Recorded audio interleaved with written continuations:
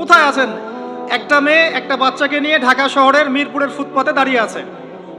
বাচ্চা বাচ্চা ওঠে না। দীর্ঘ সময় অবজার্ভ করছে যে বাচ্চা এতক্ষণ ঘুমের কারণ কি। ডেকে জিজ্ঞাসা করা হলো, বাচ্চা কার? যে বাচ্চাকে দেখি আপনি টাকা তুলছেন। বললো আমার বাচ্চা। কিছুক্ষণ পরে একজন তাকে এসে সেভ করে নিয়ে চলে গেল, যেহেতু গন্ডগোল হচ্ছিল। পরে সেই এলাকার স্থানীয় এক ভাই, সেখানকার পলিটিক্যাল একজন ভাই, সে আমাকে বোঝাচ্ছে যে আসলে ভাই বিষয়টা অন্যরকম। কি বিষয়? বিষয়টা হচ্ছে যে এক শ্রেণীর মেয়ে আছে এই শহরে যারা বাচ্চা ভাড়া দেয়, আর এক শ্রেণীর মেয়ে আছে যারা বাচ্চা ভাড়া নেয়। যারা বাচ্চা ভাড়া দেয় তারা এই ভাড়ার বিনিময়ে টাকা পায়, আর যারা ভাড়া নেয় তারা বাচ্চাকে রাস্তায় শুইয়ে দেখায় যে বাচ্চা অসুস্থ, টাকা দেন, সাহায্য করেন। তো বললাম যে বাচ্চা এতক্ষণ ঘুমায় থাকে কিভাবে? তো ভাই বাচ্চা ঘুমায় থাকে না, ঘুমের ওষুধ খাওয়ায় রাখে। ওই বাচ্চা কি অপরাধ? হৃদয় কল্পনা করবেন এমন পাপ মানুষ করছে এখন। একটা ছেলে রাস্তায় হাঁটছে, ছেলেটার মধ্যে মেয়েলি স্বভাব। কিছু মানুষ ওকে টার্গেট করছে, টার্গেট করে ওকে ফুসলিয়ে ফাসলিয়ে একটা জায়গায় নিয়ে গেল। নিয়ে গিয়ে ওকে একটা অফার করলো, সে অফার রাজি হলো না। তারপর তাকে মনে করেন ওই যে অজ্ঞান পার্টি আছে না, এরকম অজ্ঞান করে ফেলে একটা গোপন জায়গায় নিয়ে গিয়ে তার যে অঙ্গটা আছে এটাকে কেটে ফেলে দিয়েছে। কেটে ফেলে দিয়ে তাকে হিজড়াতে দলভুক্ত করেছে, এবং সে এখন রাস্তাঘাটে টাকা তুলে বেড়ায়। একটা অংশ ওদের মনিবকে দেয়, এটাই ওর জব। এখানে প্রশাসনের অনেক ভাই আছে, আমি জানি, তারা জানে বাস্তবতা কি জিনিস। কল্পনা করতে পারবেন না যে এদের মধ্যে গ্রুপিং আছে, কোথায় থাকবে, কে কতক্ষণ কত ঘন্টা, এটা টাইম নির্ধারণ করা আছে। কেউ স্বেচ্ছায় হিজড়া হচ্ছে যাতে করে টাকা কামাই করা যায়। এখন এই শেষ জামানায় মানুষগুলো, আমরা যারা আছি, আমরা এমন সব পাপ করি যা কোনো চোখ দেখে নাই, কোনো কান শোনে নাই, কোনো মন কল্পনা করতে পারে নাই। এখন ছেলেকে বিয়ে করছে, ছেলের সাথে লিভ টুগেদার, মেয়েকে বিয়ে করছে। হ্যাঁ, একজন দিনী বোন দেখলাম, দিনী বোন, হিজাব পরা বোন, সে স্ট্যাটাস দিচ্ছে যে আমি এক জায়গায় যেতাম এক দিনী বোনের বাসায়, আস্তে আস্তে তার সাথে আমার একটা আন্তরিকতা সৃষ্টি হচ্ছিল। সেই মেয়ের আবার হাজব্যান্ড থাকে দেশের বাইরে। তো ছলে বলে কৌশলে সে কখনো এই মেয়ের গায়ে হাত দেয়, কখনো এটা করে, কখনো সেটা করে। সে বলে আমি তালিমে যাওয়া বাদ দিয়ে দিলাম।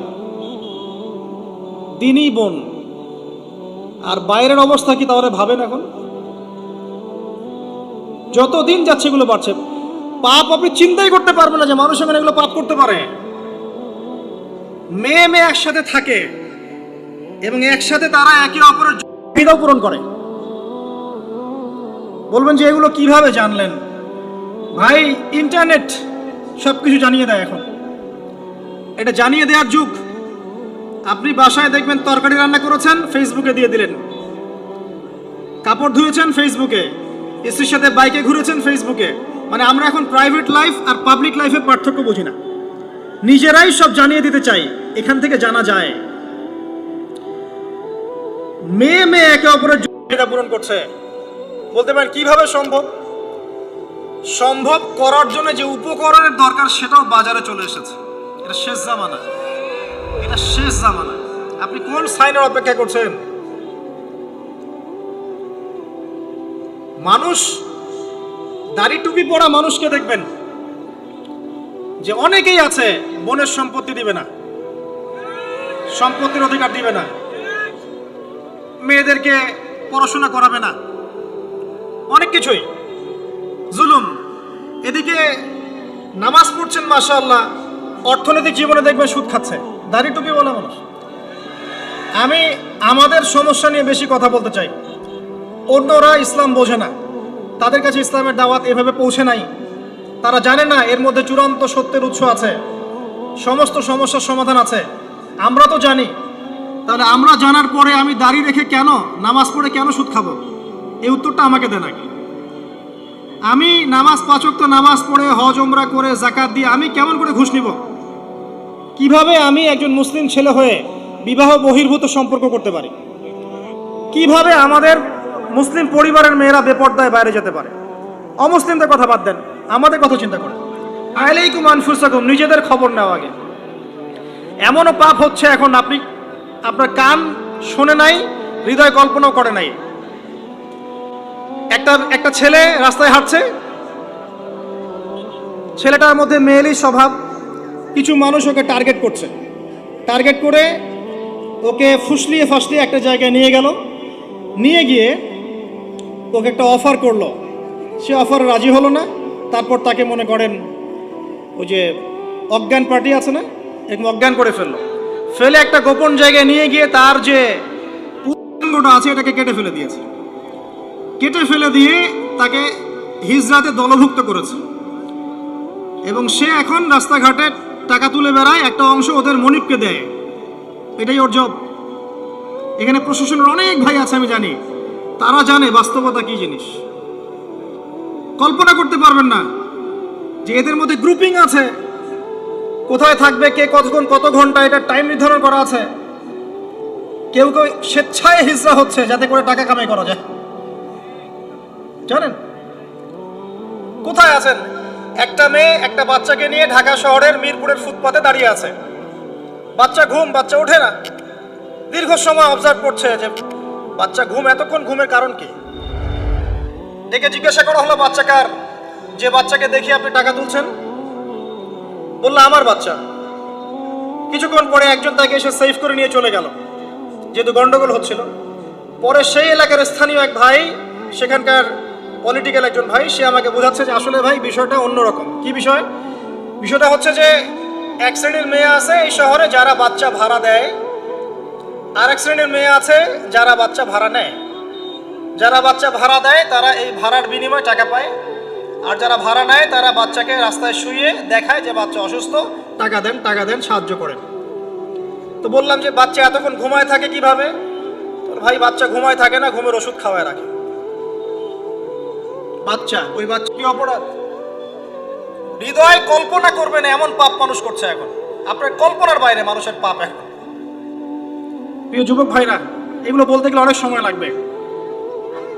আখিরুজ্জামানের ম্যাক্সিমাম সাইন এখন স্পষ্ট হচ্ছে। মানুষ আল্লাহর হালালকে হারাম করছে, হারামকে হালাল করছে। সত্যবাদী মিথ্যাবাদী হয়ে যাচ্ছে, মিথ্যাবাদী সত্যবাদী হয়ে যাচ্ছে। মানুষ উঁচু উঁচু বিল্ডিং নির্মাণের প্রতিযোগিতায় ব্যস্ত, মত্ত, দুনিয়ার নেশায় মত্ত। দিনকে মানুষ দুনিয়া উপার্জনের মাধ্যম বানিয়ে খাচ্ছে। মানুষ মাদককে হালাল মনে করছে, জেনাকে হালাল মনে করছে। সময়গুলো সংক্ষিপ্ত হচ্ছে, আল্লাহর আযাব গজবগুলো বাড়ছে। বিশ্বাস করেন, মন থেকে একটা কথা বলছি, আল্লাহর গজব আসা শুধু সময়ের ব্যাপার মাত্র, জাস্ট সময়ের ব্যাপার। আমরা যা করছি, আমরা ব্যক্তি পর্যায় থেকে শুরু করে বিশ্ব পর্যন্ত যা করছি, আল্লাহর গজব আসা শুধু একটা সময়ের ব্যাপার মাত্র। দেখে নিয়েন, আল্লাহ পাক আমাদেরকে বাঁচাক, হেফাজত করুক, দোয়া করি আল্লাহুম্মা আমিন। আল্লাহর কাছে দোয়া করি, আল্লাহ যে মানুষগুলো এই পৃথিবীতে আছে তোমাকে ডাকছে, নীরবে নিভৃতে তোমাকে ডেকে চোখের পানি ফেলছে, যাদেরকে তুমি এই পৃথিবীতে তোমার অর্পিত দায়িত্ব দিয়েছো, যারা যথাযোগ্যভাবে পালন করছে, এদের ওসিলায় হলেও আমাদেরকে হেফাজত করো, আমিন। যুব সমাজ আল্লাহর পথে জীবন উৎসর্গ করছে না। আমরা এখন ব্যস্ত আছি দুনিয়ার পিছনে, স্ট্যাটাস, বাড়ি গাড়ি, সম্পত্তি, মেয়ে নারী, নেশা, মদ, এগুলো। প্রিয় ভাই, এই যৌবনকালে যে আপনি মারা যাবেন না কোনো গ্যারান্টি নাই। আমাদের বয়সী বহু ছেলে কবরে চলে গেছে। আজকের লেকচার শোনার পর অ্যাটলিস্ট তওবা করে ফিরে আসেন, আপনার গার্লফ্রেন্ডের সাথে সম্পর্ক ত্যাগ করেন। সম্পর্ক ছাড়ার সময় ফোন দিয়ে বলেন না যে আর কথা বলবো না তোমার সাথে, আজকেই শেষ, এখনই কেটে ফেলেন। যদি আজকে বলতে চান যে আর কথা হবে না, লেকচার শুনে আসছি, তওবা করব, তোমার সাথে আমার কোনো সম্পর্ক নাই, তাহলে এই সম্পর্ক আর শেষ হবে না, চলতেই থাকবে। একদম ডিলিট করে ফেলেন। পড়াশোনা করেন, 5 ওয়াক্ত নামাজ পড়েন, আল্লাহর রাস্তায় সময় দেন, হালাল একটা রিজিকের সোর্স খোঁজার চেষ্টা করেন। রিজিকের সোর্স হয়ে গেলেই আপনি বিয়ে করে ফেলেন, বিয়ে করে ফেলেন। প্রাপ্তবয়স্ক হয়েছেন, বিয়ে করে ফেলেন। আর পিতা মাতাদের প্রতি রিকোয়েস্ট থাকবে, বিয়েটাকে সহজ করে দেন। আপনার সন্তানদেরকে জেনা থেকে বাঁচান, চোখের পাপ থেকে বাঁচান, মনের পাপ থেকে বাঁচান। আমার ফোনটা যদি আমি খুলি, আপনাকে দেখাই, এখানে 3,000 4,000 করে মেসেজ আসে। আমি সব তো দেখার সময় পাই না, যে কয়টা স্ক্রল করার সময় পাই। ম্যাক্সিমাম সমস্যা, ভাই হস্তমৈথুনে অভ্যস্ত হয়ে পড়েছি, ছাড়তে পারি না, কি করব? ভাই বিয়ে করতে চাই, সামর্থ্য নেই, কি করব? ভাই আমার স্বামীর সাথে বনিবনা হয় না, কি করব? প্রবলেমস আর প্রবলেমস। বেশিরভাগ প্রবলেম নৈতিকতার সাথে সম্পৃক্ত। যখন আপনি দিনের কাজে ব্যস্ত থাকবেন, দুনিয়ার বিষয়গুলো আপনার কাছে তুচ্ছ মনে হবে, তখন দেখবেন এইসব সমস্যা আপনার সাথে নাই। আপনি দিব্যি নামাজ পড়ছেন, রোজা রাখছেন, কোরআন তেলাওয়াত করছেন, দাওয়াতি কাজ করছেন, আপনি ভালো থাকবেন। একটা রিজিকের সোর্স বের করার চেষ্টা করেন, একটা নেককার মেয়েকে বিয়ে করে ফেলেন। এই জায়গায় অস্থির হয়ে সিদ্ধান্ত নেবেন না। একদিন বলেছি এক লেকচারে, আবার বলছি, বোরখাওয়ালা মেয়ে দেখলেই পাগল হয়ে যায় না। ঠিক তো বলছেন? সব বোরখার পিছনে প্রকৃত দিনদারিতা কিন্তু থাকে না। প্রথম কথা হচ্ছে আপনাকে আল্লাহর কাছে চাইতে হবে, এই দোয়াটা করতে হবে, রব্বানা হাবলানা মিন আজওয়াজিনা ওয়া যুররিয়াতিনা কুররাতা আয়ুন ওয়াজআলনা লিল মুত্তাকিনা ইমামা। এই দোয়াটা করতে থাকতে হবে। আল্লাহ পাক দেখবেন ইনশাআল্লাহ একজন নেককার স্ত্রী আপনাকে দান করেছেন ইনশাআল্লাহ। আরেকটা টিপস, নিজের চরিত্রকে ভালো রাখেন, আল্লাহ পাক আপনাকে উত্তম চরিত্রের মেয়ে দিবেন ইনশাআল্লাহ। নিজের চরিত্রকে ভালো রাখবেন না, আশা করতে যায়েন না যে একজন কুমারী পুণ্যবতী স্ত্রী আপনার ঘরে চলে আসবে, এটা আশা করতে যায়েন না। আল্লাহ পাক কিন্তু ন্যায় বিচার করেন। প্রিয় ভাইয়েরা, আমরা আরশের ছায়া পেতে চাই না? যুবক ভাইদের প্রতি অনুরোধ থাকবে, সমস্ত পাপগুলোকে ছেড়ে দেন, মাদক ছেড়ে দেন। মাদক আপনাকে কোনো সুখ দিবে না। এই ফ্রেন্ড সার্কেলকে দেখানোর জন্য স্মার্টনেস মনে করে সিগারেট টানতে যায় না, ওখান থেকে আপনি ইয়াবাতে চলে যাবেন, ওটা প্রথম ধাপ। এখন ওই যে প্রশাসন কিছু মাদক ধরছে, এলএসডি না সামথিং লাইক এরকম নাম, যেগুলো ইয়াবার চেয়ে বেশি ভয়ঙ্কর, সেগুলো আমাদের দেশে ঢুকে গেছে। যতক্ষণ পর্যন্ত আমরা আমাদের যুবকদের নৈতিক চরিত্র ঠিক করতে পারবো না, আইন দিয়ে সব সমস্যার সমাধান করা যাবে না। এটা কখনো হয় না। মানুষকে পিটিয়ে, জেল দিয়ে, শুলি দিয়ে, ফাঁসি দিয়ে সবসময় সমস্যার সমাধান হয় না। ভিতরের নৈতিকতার পরিবর্তন দরকার আছে। একটা জাতিকে যদি আমরা একটা ইতিহাস শেখাতে চাই, সবসময় সেই ইতিহাসের চর্চা করতে হয় না? চর্চা করতে করতে করতে করতে ওটা মাথায় ইনস্টল হয়ে যায়। ঠিক একইভাবে যদি আমি চাই যে এরা নৈতিকভাবে সৎ হোক, তাহলে নৈতিকতার চর্চা বাড়াতে হবে। আস্তে আস্তে দেখবেন ইনশাআল্লাহ তাআলা তাদের মনের মধ্যে আল্লাহর ভয় ঢুকে যাবে। আল্লাহর ভয় একবার ঢুকে গেলে তাকে জেনার অফার করা হলেও সে বলবে আমি আল্লাহকে ভয় করি। তার সামনে মদের পেয়ালা দিলেও বলবে আমি আল্লাহকে ভয় করি। ইনশাআল্লাহ তাআলা আমরা আশাবাদী, আগামী দিনের উম্মার পতাকা এবং দেশের ধারক বাহক হবে এই যুব সমাজ। আল্লাহ পাক আমাদের যুবক ভাইদেরকে নৈতিকভাবে উন্নত করুন, জ্ঞানী গুণী বিজ্ঞ হিসেবে কবুল করুন এবং জানা অনুযায়ী আমল করার তৌফিক দান করুন। তাদের চরিত্রকে আল্লাহ পাক সুন্দর করে দিন, আমিন। প্রিয় যুবক ভাই, পাপগুলো ছেড়ে দেন, তওবা করে ফিরে আসেন। আল্লাহ আপনার জন্য অপেক্ষা করছেন, আপনি কখন তওবা করে আসবেন। বিশ্বাস করেন, আল্লাহ আপনার জন্য অপেক্ষা করছেন যে কখন আপনি তওবা করবেন। প্রত্যেক রাতে আল্লাহ পাক প্রথম আসমানে নামেন এবং আপনাকে আহ্বান করতে থাকেন, কে আছো আমাকে ডাকবে, আমি তোমার ডাকে সাড়া দিব। কে আছো আমার কাছে চাইবে, আমি তোমার চাওয়া পূরণ করব। কে আছো আমার কাছে ক্ষমা চাইবে, আমি তোমাকে মাফ করে দেব। প্রত্যেক রাতেই। আপনি মাদকের কাছে সুখ পাবেন না, গার্লফ্রেন্ড আপনাকে সুখ দিবে না। আর প্রকৃত অর্থে এগুলো ভালোবাসার পরিচয় নয়। আল্লাহ আপনাকে ভালোবাসেন, মানুষের অবস্থানকে ভালোবাসে, আল্লাহ আপনার আত্মাকে ভালোবাসে। একটা কথা মনে রাখবেন, মানুষের অবস্থানকে বেশি মূল্যায়ন করে। আল্লাহ পাক আপনাকে সৃষ্টি থেকেই ভালোবাসেন।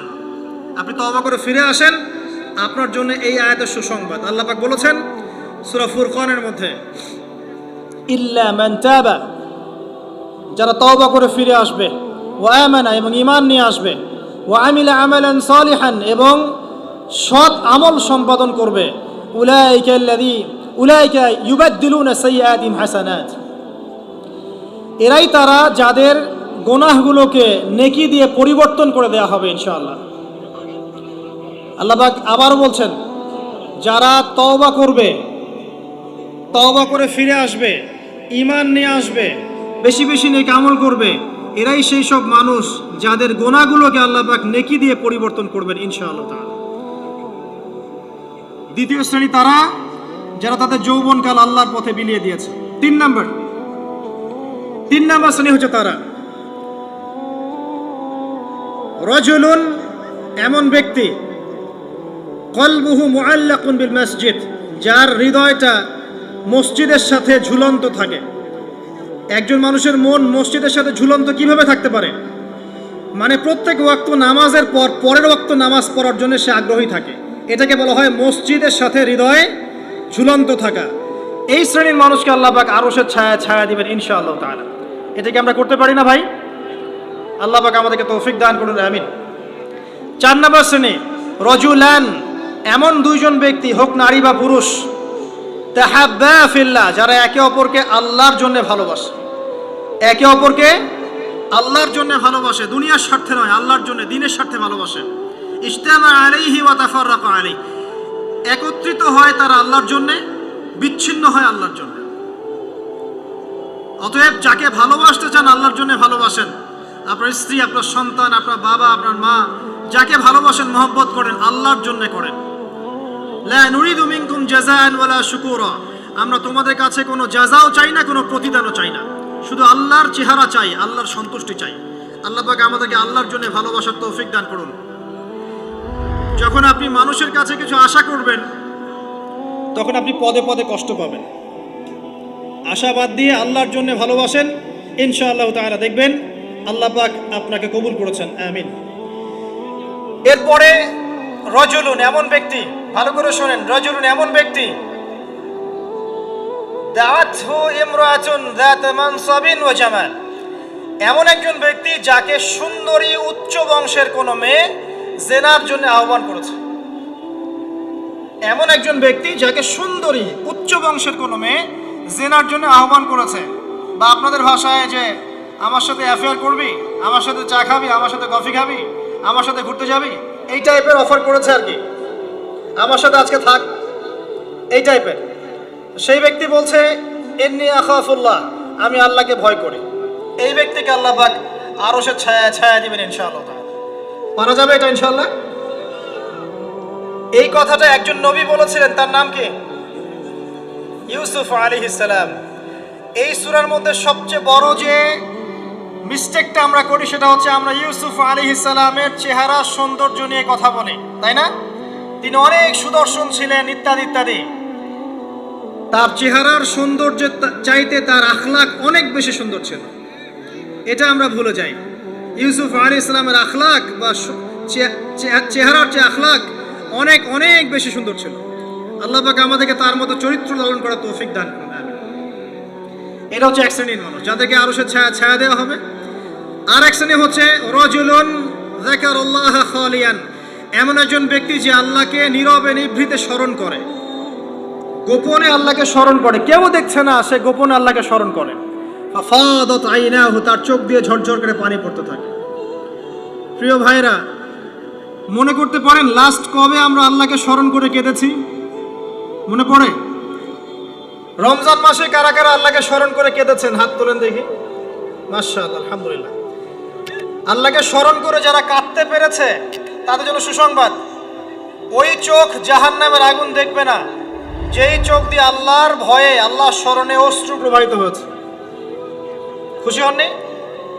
সেই চোখ জাহান্নামের আগুন দেখবে না যেই চোখ আল্লাহর ভয়ে কেঁদেছে। আল্লাহ পাক আমাদেরকে তার ভয়ে কাঁদার তৌফিক দান করুন, আমিন।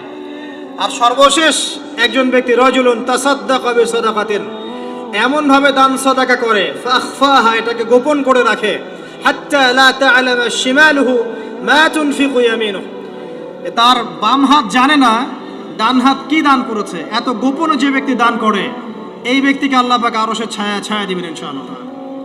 তাহলে এই 7 শ্রেণীর মানুষ যারা মহান আরশের ছায়া ছায়া পাবে, অর্থাৎ বিনা হিসেবে জান্নাতে যাবে, যাদেরকে কিয়ামতের মাঠের কোনো কষ্ট স্পর্শ করবে না, আমরা কি এই 7 শ্রেণীর অন্তর্ভুক্ত হতে পারি? আল্লাহ পাক আমাদের সবাইকে তৌফিক দান করুন, আমিন। 1 নাম্বার কি ছিল? ইমামুন আদিল, ন্যায়পরায়ণ শাসক। 2 নাম্বার, এমন যুবক যে তার যৌবনকাল আল্লাহর পথে ব্যয় করেছে। 3 বলেন 3 নাম্বার কি? এমন ব্যক্তি যার হৃদয় মসজিদের সাথে ঝুলন্ত থাকে। 4 কি? এমন দুজন ব্যক্তি যারা পরস্পরকে আল্লাহর জন্য ভালোবাসে। 5 এমন ব্যক্তি যে আল্লাহকে স্মরণ করে নীরবে নিভৃতে, চোখ দিয়ে অশ্রু প্রবাহিত হয়। 6 এমন ব্যক্তি যাকে কোনো নারী, সুন্দরী নারী আহ্বান করে জেনার জন্যে, সে বলে আমি আল্লাহকে ভয় করি। আর 7 এমন ব্যক্তি যে এত গোপনে দান সৎকা করে যে তার বাম হাত জানে না ডান হাত কি দান করেছে। আল্লাহ পাক আমাদের সবাইকে এই 7 শ্রেণীর অন্তর্ভুক্ত হওয়ার তৌফিক ইনায়াত করুন, আমিন। আর একটা ছোট্ট জিনিস শেয়ার করে আমি আলোচনা শেষ করবো ইনশাআল্লাহ। অনেক লম্বা আলোচনা করে আসলে লাভ নাই, মূল কথা অল্প। ইমাম শাফিঈ রাহিমাহুল্লাহর নাম শুনেছেন? ইমাম শাফিঈ রাহিমাহুল্লাহ বলতেন, লাউ আনজালাল্লাহু হাযিহি সূরা লাওয়াসিআতহু, আল্লাহ পাক যদি পুরো কোরআন নাজিল না করে শুধুমাত্র এই সূরাটুকু নাজিল করতেন যথেষ্ট ছিল। তিনি আরো বলতেন যে একজন মুসলিমের উপরে কোরআন শিক্ষা করা যেমন ফরজ, ঠিক তেমনি আরবি ভাষাটা শেখাও ফরজ। তিনি এই কথা বলেছেন, আমি বলি না, কিন্তু আমি তার এই মতের সাথে একমত। কোন সূরা? সূরাতুল আসর। আল্লাহ পাক বলছেন, ওয়াল আসরি, সময়ের কসম, আপনার হেদায়েতের জন্য যথেষ্ট। সময়ের কসম, মহাকালের কসম, ইন্নাল ইনসানা লাফি খুসর, এই পুরো মানব জাতি ধ্বংসের মধ্যে আছে, ক্ষতির মধ্যে আছে। ইল্লাল্লাযীনা আমানু, তারা নয় যারা ঈমান এনেছে, ওয়া আমিলুস সলিহাত, এবং সৎ আমল করেছে, ওয়া তাওয়াসাউ বিল হক, এবং পরস্পরকে সত্যের উপদেশ দিয়েছে, ওয়া তাওয়াসাউ বিস সবর, এবং পরস্পরকে ধৈর্যের উপদেশ দিয়েছে। এই 4টা গুণ যারা অর্জন করতে পারবে, ইনশাআল্লাহ তাআলা দুনিয়া এবং আখিরাত উভয় জাহানের যে কোনো ক্ষতি থেকে, বালা মুসিবত থেকে আল্লাহ পাক তাদেরকে হেফাজত করবেন ইনশাআল্লাহ তাআলা। সময়ের কসম কেন? 3টা মেসেজ, একটু মনোযোগ দেন। সময়ের কসমের পিছনে 3টা মেসেজ। 1, সময় আপনার জীবনের সবচেয়ে মূল্যবান জিনিস। সময় চলে যাচ্ছে, হায়াত চলে যাচ্ছে। বরফ গলে যায় যেমন, আমাদের দিন রাত চলে যাচ্ছে, হায়াত গলে যাচ্ছে, ঠিক ওই রকম। 2 নম্বর মেসেজ, আল্লাহ পাক অতীতকালের দিকে তাকাতে বলছেন। অতীতকালের দিকে তাকিয়ে দেখেন, প্রত্যেক যুগে যুগে যারাই কোরআন এবং সুন্নাহ, মানে আল্লাহ এবং তার রাসূলের বিরোধিতা করেছিল, আল্লাহ পাক তাদেরকে সমূলে ধ্বংস করেছেন। এই শিক্ষা আল্লাহ দিতে যাচ্ছেন। ফিরআউন ধ্বংস করেন নাই? আল্লাহ পাক ধ্বংস করেন নাই? নমরুদ আল্লাহ পাক ধ্বংস করেন নাই? নূহ আলাইহিস সালামের কওমকে আল্লাহ পাক ধ্বংস করেননি? আদ জাতি, সামুদ জাতি, কওমে মাদিয়ান, এগুলোকে আল্লাহ পাক ধ্বংস করেননি? করেছেন। এখানে মেসেজ সময়ের কসম বলে, এই যে এ যুগেও বা ভবিষ্যতেও যদি কেউ আল্লাহ এবং তার রাসূলের বিরুদ্ধাচরণ করে, আল্লাহ পাক বলছেন তারাও ধ্বংস হবে ইনশাআল্লাহ। ঠিক আছে? আর 3 নম্বর মেসেজ হচ্ছে আমাদের জন্য, সেটা হচ্ছে যারা বিশ্বনবীর উম্মত, মুহাম্মদ সাল্লাল্লাহু আলাইহি ওয়াসাল্লামের উম্মাহ, যারা শেষে এসেছি আমরা, যাদের সামনে কিয়ামত হবে, তারা সবচেয়ে বেশি ক্ষতির মধ্যে আছে। কারণ এই যুগে কিয়ামতের বেশি বেশি নিদর্শনগুলো আত্মপ্রকাশ করবে, এবং যত দিন যাবে ফিতনা ফাসাদ তত বাড়তে থাকবে। এই কারণে আমরা বেশি ক্ষতির মধ্যে আছি। প্রতিটা মানুষকে আল্লাহ পাক ক্ষতিগ্রস্ত বলে বলছেন। ক্ষতি 2 প্রকার। 1 নম্বর ইহকালীন ক্ষতি, আর একটা পরকালীন ক্ষতি। ইহকালের ক্ষতিগুলোকে দেখেন, আমাদের যত সমস্যা, পারিবারিক বলেন, সামাজিক বলেন, অর্থনৈতিক বলেন, বৈশ্বিক বলেন, এই সমস্যাগুলো আমাদের হাতের কামাই। এই সমস্যাগুলো আমরা কামিয়েছি। আল্লাহ পাক সূরা রুমের মধ্যে বলেছেন, যাহারাল ফাসাদু ফিল বাররি ওয়াল বাহরি বিমা কাসাবাত আইদিন নাস, জলে স্থলে যত বিপর্যয় ছড়িয়ে পড়েছে, এগুলো মানুষের হাতের কামাই। মানুষ ক্ষতির মধ্যে আছে, মানে মানুষ দুনিয়াতে ক্ষতির মধ্যে আছে। আর পরকালে ক্ষতি কি? মানুষকে মৌতের স্বাদ গ্রহণ করতে হবে, কবরের প্রশ্ন, হিসেব নিকেশ। আপনারা বিশৃঙ্খলা করছেন কেন? মিজান, পুলসিরাত, জান্নাত জাহান্নামের ক্ষতি। তাই মানুষ এবং জিন জাতি পরকালেও ক্ষতির মধ্যে আছে, আছে না? আছে। 4টা কাজ যারা করবে তারা ক্ষতি মুক্ত। 1 নাম্বার, ইল্লাল্লাযীনা আমানু, এতটুকু শুনে যান, এতটুকুর উপর আমল করে যান, ইনশাআল্লাহ যথেষ্ট হবে। ঈমান যারা এনেছে, ঈমান কি জিনিস? কয়টা বিষয়ের প্রতি ঈমান আনতে হয়? উত্তর হচ্ছে 6টা বিষয়। 1, আল্লাহর প্রতি বিশ্বাস। 2, ফেরেশতা মণ্ডলীর প্রতি বিশ্বাস। 3, নবী রাসূলগণের প্রতি বিশ্বাস। 4, সমস্ত আসমানি কিতাবে বিশ্বাস। 5, পরকালের জীবনে বিশ্বাস। এবং 6, ভাগ্যের ভালো মন্দে বিশ্বাস। এই 6টা বিষয়কে মনে বিশ্বাস করতে হয়, মুখে স্বীকৃতি দিতে হয়, এবং কাজেও বাস্তবায়ন করতে হয়। আল্লাহ পাক এই তিনটাকে বাস্তবায়ন করার তৌফিক আমাদেরকে দান করুন, আমিন। যারা এভাবে ঈমান নিয়ে আসবে, এরপরে আমলে সালেহ করবে। আমলে সালেহ কি জিনিস? যে আমল কোরআন সুন্নাহ থেকে প্রমাণিত সেটাই আমলে সালেহ। আল্লাহ পাক যা করতে বলেছেন, রাসূল যা করতে বলেছেন, সেটা যত ছোট হোক যত বড় হোক সব কিছুই আমলে সালেহ। নামাজ আমলে সালেহ, সওম, হজ, যাকাত, তাসবিহ, তাহলিল, জিকির, আজকার, কোরআন তেলাওয়াত, সত্য কথা বলা, পিতামাতার খেদমত, সবই হচ্ছে আমলে সালেহ। যত কাজ আল্লাহ কোরআন এবং সুন্নাহয় করতে বলেছেন, তার নবী হাদিসের মধ্যে করতে বলেছেন সাল্লাল্লাহু আলাইহি ওয়াসাল্লাম, সবই হচ্ছে আমলে সালেহ। একই সাথে এই কথাটা মনে রাখবেন, একই সাথে আল্লাহ এবং তার রাসূল যেগুলো নিষেধ করেছেন সেগুলো না করাও হচ্ছে আমলে সালেহ। যেমন সুদ না খাওয়া আমলে সালেহ, শিরক না করা আমলে সালেহ, বেদাত না করা আমলে সালেহ, হারাম না খাওয়া আমলে সালেহ, টাকনুর নিচে প্যান্ট না পরা আমলে সালেহ, বেপর্দায় না চলা আমলে সালেহ, মিথ্যা না বলা আমলে সালেহ। এক কথায় যেগুলো নিষেধ করা আছে এগুলো থেকে দূরে থাকাও হচ্ছে আমলে সালেহ। আমরা যেটা করি, আমরা ভালো কাজ করতে চাই কিন্তু খারাপ কাজ ছাড়তে চাই না, এটা বড় সমস্যা। ভালো কাজ করতে হবে যেমন, খারাপগুলো ছাড়তেও হবে তেমন। আল্লাহ পাক আমাদেরকে তৌফিক দান করুন, আমিন।